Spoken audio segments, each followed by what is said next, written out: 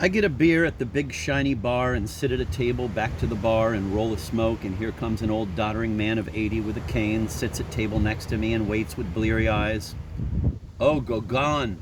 Oh, Proust! Had I been your kind of painter or writer, I'd give a description of that Eton and Mungy face, prophecy of all men's sorrow. No rivers, no lips, no starlit cunts for that sweet old loser. And all is ephemeral, all is lost anyway. Takes him 5 minutes to dig out his little dollar. Holds it trembling, still staring at the bar.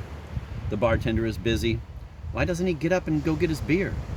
Ah, it's a prideful story in the afternoon in the bar in Cedro, Woolley, in Northwest Washington, in the world, in the void that's desolation upside down. Finally he starts to rattle his cane and knock for service. I drink my beer, get another. I think of getting his beer for him. Why interfere? Blackjack's liable to walk in with all guns blazing, and I'll be famous throughout the West for shooting Slade Hickox in the back. The Chihuahua Kid? I say nothing. The 2 beers don't hit me right. I realize there's no need for alcohol, whatever, in your soul. I go out to buy my shoes. Main street stores, sporting goods, basketballs, footballs for coming autumn. Elmer, the happy kid's about to swim in the air above the football field and eat big steaks at school banquets and get his letter. I know. I go in a store and clomp to the back and take off the clodhoppers, and the kid gives me blue canvas shoes with thick, soft soles. I put them on and stroll. It's like walking in heaven. I buy them, leave the old shoes there, and walk out.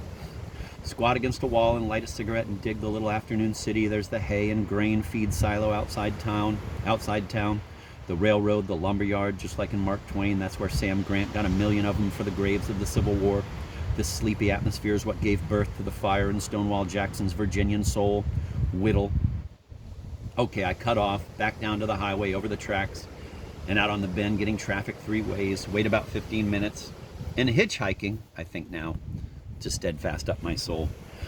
You get good karma and bad karma. The good makes up for the bad somewhere down the road. I look and there it is. Haze ends, hopeless no-name nothing of us. Is the guy who'll take you clear to Seattle for your newspapers and wine tonight. Be kind and wait.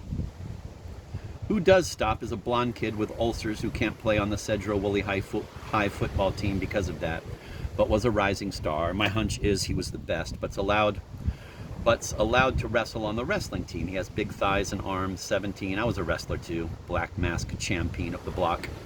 So we talk about wrestling. That's official wrestling, where you get on all fours and the guy behind you and go. That's right, none of this TV bullshit stuff, the real. How do they count points? That long, complicated answer gets me clear to Mount Vernon, but I suddenly feel sorry for him that I can't stay wrestle with him and even toss footballs. He's really a lonely American kid, like the girl looking for uncomplicated friendship, purity of angels. I shudder to think of the clacks and cliques in high school, tearing him apart, and his parents and his doctor's warnings, and all he's got is pie at night, no moon. We shake hands and I get off, and here I am in the 4 p.m. hot sun with cars coming home from work in a steady stream, on a corner, in front of a gas station. Everybody's so concerned about wheeling the corner they can't examine me, so I hang there almost an hour. Funny, eerie, a man in a Cadillac is parked there waiting for someone. At first when he pulls off, I thumb him. He smirks and does a U-turn and parks across the street. Then he starts up and U-turns again and passes me again. By this time I'm mum. And parks again, harried, nervous face. Oh, America, what have you done to your children, machine?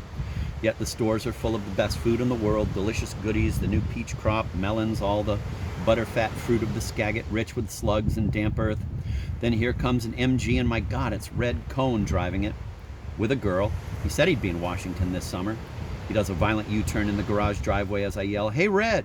And just as I yell it, I see it's not Red, and the smirk of "I don't know you" he puts on. Not even a smirk, a snarl, snarling at his clutch and wheel. Zip, around he goes and roars off, farting fumes in my face, some Red Cone. And even then I'm not sure if it wasn't really him, changed and mad at me. Bleak, Bluck, void. But here comes a 90 or 80-year-old octogenarian, proctogenarian, patriarcharian, Aryan with white hair, sitting low and old behind a high wheel, stops for me. I run up, open the door, he winks. "Get in, young feller. I can take you some ways up the road." "How far?" "Oh, a few miles."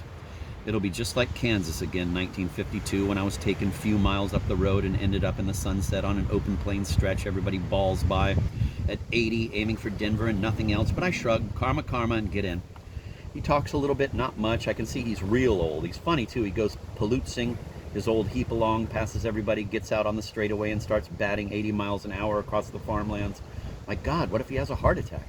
Nothing slow about you, is there? I say, keeping my eye on him and the wheel. No siree. He goes even faster. Now I'm being ferried to old hot Sappho Buddha land across the river of no rivers by a mad old Bodhisattva saint who will either get me there fast or not at all. There's your karma, ripe as peaches. I hang on. After all, he ain't drunk like the fat guy in Georgia in 1955 who did 80 in soft shoulders and kept looking at me, not the road, and was reeking with moonshine. From him, I got off ahead of my schedule and took a bus to Birmingham, and I was so shook up. No, it's Pappy deposits me all right at a farm gate in the open. There's his tree elm porch, his pigs. We shake hand, and he goes off to supper. I'm out there with cars flying by. I know I'm stuck for a time, getting late too. But equipment truck slurs up and slows down and plows balloons of dust for me in the shoulder. I run and jump on. Fancy your heroes. This is a big two-tone Butch Champion IWW big fist tarp of a sailor man. Ain't afraid of no man, and more than that can talk, and more than that builds bridges, and behind him's his bridge building concretes and crowbars and tools. And when I tell him I'm going to Mexico, he says, yeah, Mexico. Me and the wife put the kids in the trailer and took off. Went all the way to Central America. Slept and ate in the trailer. I let my wife do the Spanish talking. I had me a few tequilas and bars here and there. Good education for the kids. Just come back last week from a smaller trip around Montana and down to East Texas and back. And I can picture any banditos trying to get tough with him. He's 230 pounds of proud bone and muscle. What he could do with a wrench or a crowbar, I'd hate to. A Roscoe and spaghetti sauce paint. He drives me to Everett and lets me off in the hot late sun of a dismal semi-main drag with suddenly a dismal red brick firehouse and clock, and I feel awful. The vibrations of Everett are low. Angry workers stream by in cars, stinking exhaust. Nobody deigns to look at me but to sneer. It's awful. It's hell. I'm beginning to realize I should be back in my mountain sack on a cold moonlit night. The Everett Massacre. Ooh. But no, the adventure parade goes karmaing down. I'm in it to the end, dead. I'll have to wash my teeth and spend money until the ends of time, until at least that day I'm the last old woman on the earth, gnawing on the last bone in the final cave, and I cackle my last prayer on the last night before I don't wake up no more. And it'll be bartering with the angels in heaven, but with that special astral speed and ecstasy. So maybe we won't mind at all then, seems. But oh, Everett. Tall stacks of sawmill yards and distant bridges and heat, no hope in the pavement. In desperation, after a half hour, I go in a luncheonette and order a hamburger and milkshake, for while hitchhiking, I allow my food budget to go up. The girl in there is so studiedly cold, I fall even deeper in despair. She's well-shaped and neat, but bleak and has feelingless blue eyes. And in fact, she's all interested in some middle-aged guy in there who's just then taking off for Las Vegas to gamble. His car's parked outside, and when he leaves, she calls, "Take me for a ride in your car sometime." And he's so sure of himself, it amazes and enrages me. "Oh, I'll think about it," or some such airy reply, and I look at him, and he's got a crew cut and glasses and looks mean.